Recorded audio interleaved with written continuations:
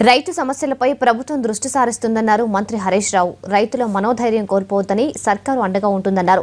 హైదరాబాద్లో ఆత్మహత్య చేసుకున్న రైతు పంటను నష్టపోయినందుకు కాదని వ్యక్తిగత కారణాలతోనే ప్రాణాలు తీసుకున్నాడన్నారు. రైతులు వారి సమస్యలు చెప్పుకునేందుకు ప్రతి జిల్లా కేంద్రంలో టోల్ ఫ్రీ నెంబర్ను ఏర్పాటు చేస్తామన్నారు.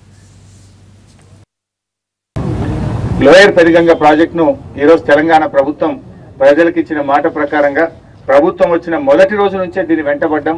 దీనికి ఇన్ని రకాల ప్రయత్నం చేసినాం. సో ఇది అతి త్వరలోనే పనులు ముందుకు సాగబోతున్నాయనేటువంటి విషయాన్ని మీ ద్వారా తెలియజేస్తా ఉన్నాం. ఇక రెండవ అంశం, తుమ్మిడిహట్టి రద్దయిపోయిందని, ఆదిలాబాద్ జిల్లాకు అన్యాయం జరుగుతుందని ప్రాణహిత చేవెళ్ల ప్రాజెక్టు విషయంలో కూడా కొంతమంది మాట్లాడుతూ ఉన్నారు. నేను ఈ సందర్భంగా చాలా సందర్భాల్లో చెప్పే ప్రయత్నం చేశాం. కానీ ఈ జిల్లాకు వచ్చిన సందర్భంగా మా జర్నలిస్టులకు, మా మీడియా మిత్రుల ద్వారా ఈ జిల్లా రైతు సోదరులకు కూడా మేము చెప్పాల్సింది ఏంటంటే, ఇవాళ కొంతమంది మేము ప్రాజెక్టులు రీడిజైన్ చేస్తున్నామంటే కొన్ని ప్రతిపక్షాలు ఎట్లా కుట్ర చేస్తున్నాయంటే, దేవాడలో రీడిజైన్ చేస్తున్నామంటే కాంతానపల్లి రద్దయిందని వాళ్ళే ప్రచారం చేస్తారు, వాళ్ళే ధర్నాలు చేస్తారు. గోదావరి లిఫ్ట్ ఇరిగేషన్ ను ప్రాణహితను రీడిజైన్ చేస్తున్నామంటే తుమ్మిడిహట్టు రద్దయిపోయిందని చెప్పి ప్రచారం చేస్తున్నారు. Who said?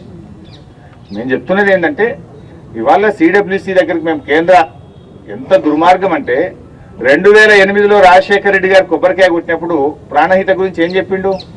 4 ఏళ్లలోగా ప్రాజెక్టు పూర్తి చేస్తా, 16 లక్షల ఎకరాల